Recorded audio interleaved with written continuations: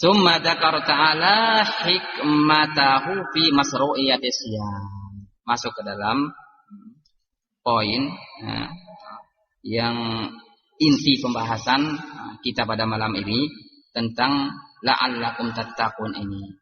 Kemudian di akhir ayat ini Allah Subhanahu wa taala menyebutkan tentang hikmah disyariatkannya berpuasa. Apa hikmah disyariatkannya berpuasa? Faqala la'allakum tattaqun. Agar kalian bertakwa. Fa inna siyama min akbari asbabit taqwa. Karena puasa merupakan faktor yang paling kuat untuk mendatangkan ketakwaan. Karena isi daripada puasa itu sendiri adalah perkara-perkara ketakwaan. Man lam yada' qaulaz zur wa amala bihi falaysa lillahi hajatun an yada'a ta'amahu wa syarabahu wa syahwatahu. Seseorang yang tidak meninggalkan ucapan palsu dan beramal dengan amalan palsu, Allah tidak butuh kepada puasa dengan dia meninggalkan makan dan minumnya dan syahwatnya. Menunjukkan bahwasanya di dalam puasa itu adalah terkandung perkara-perkara ketakwaan. Sebab untuk seseorang melakukan ketakwaan, karena dia tahu kalau dia melakukan perkara-perkara yang keji, perkara-perkara yang mungkar, maka nanti khawatir puasanya tidak sah ataupun tidak mendapat pahala. Maka tentunya dia di saat berpuasa berusaha untuk semaksimal mungkin dia bertakwa. Li'anna fihi imtisalu amrillahi wa tinabu nahyihi. Di dalam berpuasa tersebut terkandung pelaksanaan perintah Allah dan menjauhi larangannya. Pelaksanaan perintah Allah dan menjauhi larangannya. Allah Subhanahu wa taala memerintahkan untuk meninggalkan makan dan minum dan pelampiasan syahwatnya dengan jima dari semenjak terbitnya fajar sampai terbenamnya matahari. Ini adalah larangan-larangan yang didapatkan di dalam puasa, yang dengan seseorang melanggarnya akan membatalkan puasanya. Makan di siang hari ya batal puasanya. Jika dengan sengaja minum di siang hari ataupun bersetubuh berhubungan dengan keluarganya di siang hari akan membatalkan puasanya.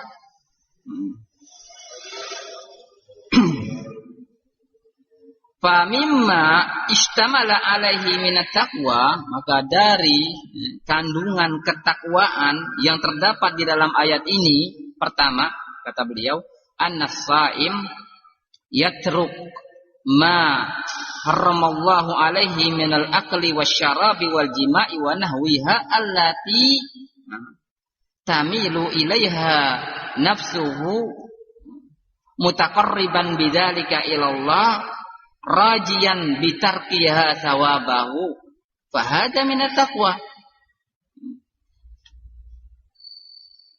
Bahwasanya orang yang berpuasa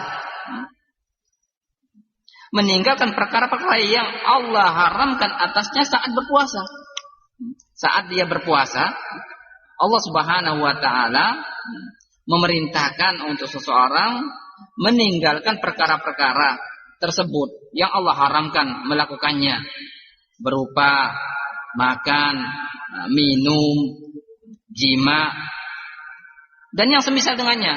Yang semisal dengannya seperti tadi, qauluz zur, berkata bohong, beramal dengan amalan bohong. Demikian juga mencaci maki, mencerca orang lain. Karena ini adalah perkara-perkara yang merusak puasa.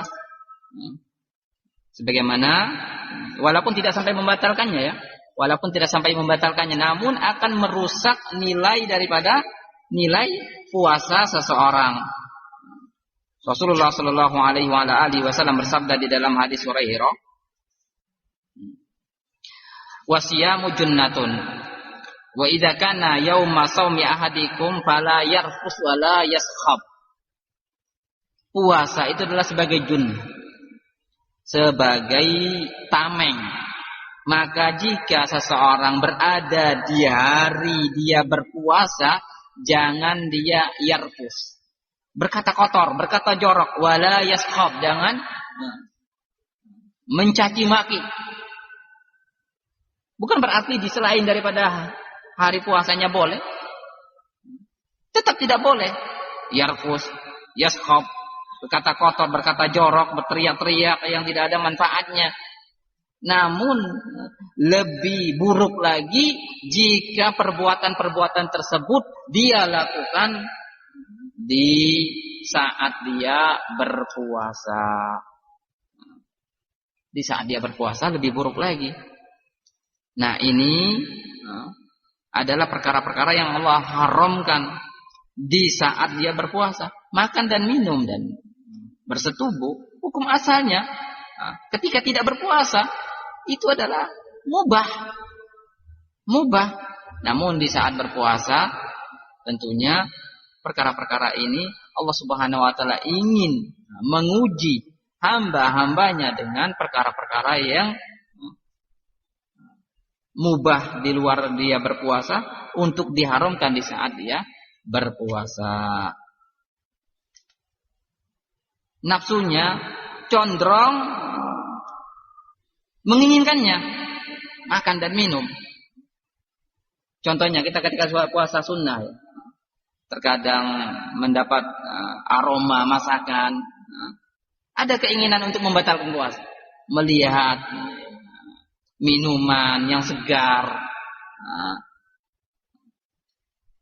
ada keinginan untuk membatalkan puasa dan melakukan hal tersebut, atau demikian juga berkaitan dengan syahwat. Namun di dalam saat berpuasa Allah Subhanahu wa taala haramkan perkara-perkara tersebut untuk menguji hamba-hambanya dengan perkara-perkara tersebut. Mutaqarriban bidzalika ila Allah, dalam rangka dia mendekatkan dirinya kepada Allah Subhanahu wa taala, rajian bitarkiha sawabahu, dengan dia mengharap pahala Allah Subhanahu wa taala ketika dia meninggalkan perkara-perkara tersebut. Fahada minat taqwa, ini adalah termasuk daripada takwa, sebagaimana yang didefinisikan oleh seorang tabi'in bahwasanya at-taqwa an ta'mal bi taatillahi ala nurin minallahi rajian sawaballahi wa an tatruka ma'asiyallahi